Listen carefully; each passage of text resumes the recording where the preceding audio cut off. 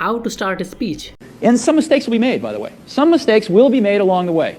আমরা কোনো একটা স্পিচ বলা শুরু করব কিভাবে? প্রথম যে ওয়েটা সেই জিনিসটা হচ্ছে যে একটা স্টোরির মাধ্যমে, আপনি একটা গল্পের মাধ্যমে আপনি আপনার একটা স্পিচ শুরু করতে পারেন। সেকেন্ড যে ওয়েটা সেই জিনিসটা হচ্ছে যে কোশ্চেন করার মাধ্যমে, আপনি আপনার অডিয়েন্সকে একটা কোশ্চেন করলেন, এই কোশ্চেনটা করার মাধ্যমে আপনি হচ্ছে যে আপনার স্পিচটা স্টার্ট করতে পারেন বা আপনি আপনার ভিডিওটা স্টার্ট করতে পারেন। দেখেন, আমিও কিন্তু এই ভিডিওটা একটা কোশ্চেন করার মাধ্যমে স্টার্ট করছি।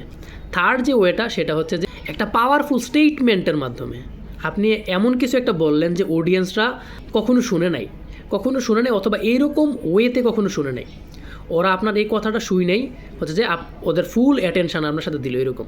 আর একটা স্পিচ শুরু করার সময় আমরা যে জিনিসটা করবো না সেটা হচ্ছে যে নিজের নাম, নিজের 14 গোষ্ঠীর নাম, এই জিনিসগুলো বইলা আমরা হচ্ছে যে আমাদের স্পিচ শুরু করব না।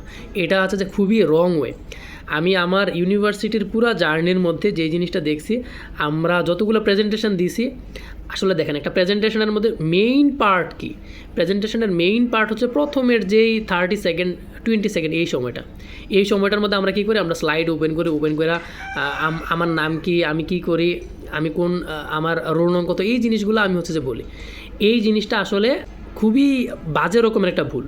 আপনি যদি ওয়ার্ল্ডের মোস্ট আপনার পছন্দের প্রেজেন্টেশনগুলো দেখেন, অথবা আপনি যদি ওয়ার্ল্ডের সবচেয়ে সুন্দর স্পিচগুলো দেখেন, আপনার কাছে কোনটা থাকবে প্রথমে?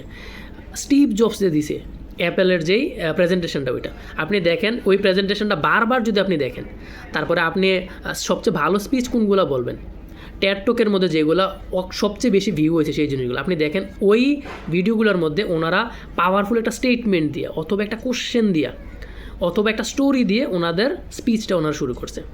আর আপনি যদি স্টিভ জবসের প্রেজেন্টেশনগুলো দেখেন, মানে উনি পুরাটা এত সুন্দর করে স্টোরি টেলিংয়ের মাধ্যমে বলছে, আমাদের এটা খুব ভালো করে শেখার আছে আর কি। তো আমি যদি পুরাটা ভিডিওর শর্ট করে বলি, আপনি আপনার স্পিচ শুরু করতে পারেন স্টোরি টেলিংয়ের মাধ্যমে, একটা পাওয়ারফুল স্টেটমেন্টের মাধ্যমে, কোশ্চেন করার মাধ্যমে। এই তিনটা জিনিস মনে রাখা আপনি নেক্সট টাইম আপনি আপনার স্পিচটা দিতে পারেন। আর ফোর্থ যে ওয়েটা আছে সেই জিনিসটা হচ্ছে যে নিজের পার্সোনাল একটা ব্র্যান্ড বিল্ড করার মাধ্যমে। আপনি যদি একটা পার্সোনাল ব্র্যান্ড একটা বিল্ড করে ফেলেন, আপনি যদি কথা বলার মাঝখানে বলেন, মানুষ আপনার কথা হাতের তালে দিবে, প্লাস আপনার কথা শুনবেও। আপনি দেখেন যারা বিলিয়নিয়ার, তারা যদি কথা বলার মাঝখানে বলে, আমরা কিন্তু তাদের কথাটা তাও শুনি। কেন? আমি জানি ওই মানুষটা অনেক বেশি ভ্যালুয়েবল, ওই মানুষটার কথাটাও অনেক বেশি মূল্যবান। কিন্তু কিভাবে উনি ওনার একটা বিজনেস বা উনি ওনার একটা প্রোডাক্ট বিল্ড করার মাধ্যমে উনি হচ্ছে যে নিজের ওই ভ্যালুটা উনি তৈরি করে নিছে, নিজের পার্সোনাল ব্র্যান্ড উনি একটা বিল্ড করে নিছে। দেখেন স্টিভ জবস যেরকম করে কথা বলে, স্টিভ জবসের প্রেজেন্টেশন স্কিল যেরকম, ইলন মাস্কের কিন্তু এরকম না। তারপরেও 2.5 ঘন্টা 3 ঘন্টা 4 ঘন্টা ইলন মাস্ক যখন কথা বলে, ইলন মাস্কের পডকাস্ট কিন্তু আমরা শুনি। কেন শুনি? উনি space x, Tesla, Twitter, x, এই জিনিসগুলো ওনার এখন হাতের মধ্যে আছে। উনি এই জিনিসগুলো বিল্ড করছে, ওনার যে পার্সোনাল ব্র্যান্ডটা আছে এইটার জন্য হচ্ছে যে আমরা ওনার কথা শুনি। 4 নাম্বার ওয়েটাও অনেক ভালো একটা ওয়ে আর কি। আর আমার কাছে মনে হয় আমাদের প্রেজেন্টেশন স্কিলগুলা আমরা যখন পাবলিকলি কথা বলি, তখন আমাদের ওই কথাগুলো হওয়া উচিত হচ্ছে যে স্টিভ জবসের মতো। আর আপনি যদি বাংলাদেশে কাউকে ফলো করতে চান, আপনি মাহমুদুল হাসান সোহাগ ভাইকে ফলো করতে পারেন, চমক ভাইকে ফলো করতে পারেন। তাদের স্টোরি টেলিং, তাদের কথা বলার ধরন একদম টপ নচ, অনেক সুন্দর। ইন্ডিয়ার অনেক বিখ্যাত একজন কমেডিয়ান জাকির খান, ওনাকে একবার জিজ্ঞেস করছে যে একজন ভালো স্টোরি টেলার হবো কীভাবে। তো উনি বলতেছে ভালো স্টোরি টেলার হওয়ার জন্য সবচেয়ে বেশি গুরুত্বপূর্ণ যে জিনিসটা সেটা হচ্ছে যে যারা ভালো স্টোরি টেলিং করে তাদের কথা বেশি বেশি শোনা, আর ওই জিনিসটাকে একদম হুবহু কপি করা। একজন ভালো স্টোরি টেলার হওয়ার সবচেয়ে সুন্দর ওয়ে হচ্ছে যে যারা ভালো স্টোরি টেলার তাদের স্টোরিগুলো শোনা, তাদের কথাগুলো অনেক বেশি শোনা, আর সেই জিনিসটা নিজে প্র্যাকটিস করা, নিজে বলা ট্রাই করা। নেক্সট টাইম আপনি যখন কোথাও একটা প্রেজেন্টেশন দিবেন বা একটা স্পিচ দিবেন, আপনি ট্রাই করেন এই জিনিসগুলো ফলো করার মাধ্যমে।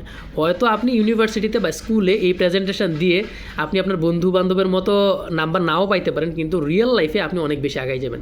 আর এখন তো আমরা যেই জায়গার মধ্যে পৌঁছে গেছি, আমাদের সার্টিফিকেটের থেকে অনেক বেশি স্কিল অনেক বেশি গুরুত্বপূর্ণ। তো আপনার যদি প্রেজেন্টেশন স্কিল এরকম ভালো থাকে, আপনি যখন একটা বিজনেস বিজনেস স্টার্ট করতে যাবেন, আপনি যখন আপনার স্টার্ট আপ দাঁড় করাতে যাবেন, তখন আপনার এই প্রেজেন্টেশন স্কিল, আপনার ওই স্পিচ দেওয়ার যেই দক্ষতা, এটা আপনাকে অনেক বেশি হেল্প করবে। প্লাস আপনি যখন কন্টেন্ট ক্রিয়েট করবেন, আপনার এটার মাধ্যমে আপনার স্কিল ডেভেলপ হবে, আপনার একটা পার্সোনাল ব্র্যান্ড বিল্ড হবে, ওই জিনিসটা আপনাকে ওই জায়গার মধ্যে একটা বিজনেস, একটা স্টার্ট আপ বিল্ড করার ক্ষেত্রে অনেক বেশি হেল্প করবে বলে আমি মনে করি।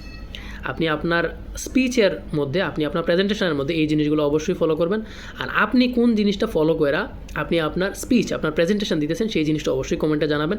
আমিও ট্রাই করব, আমি আমার স্টোরি টেলিং, আমার হচ্ছে যে স্পিচ, আমার প্রেজেন্টেশন, এই জিনিসগুলোকে আরও বেশি ইমপ্রুভ করার জন্য, আপনার এই টিপসগুলো ফলো করার জন্য। সবাই ভালো থাকবেন। একটা সুন্দর বাংলাদেশ বিনির্মাণের প্রত্যাশা, একটা স্টার্ট আপ নেশন তৈরির প্রত্যাশায়, একটা বইপুরা বাংলাদেশ তৈরির প্রত্যাশায়। আসসালামু আলাইকুম।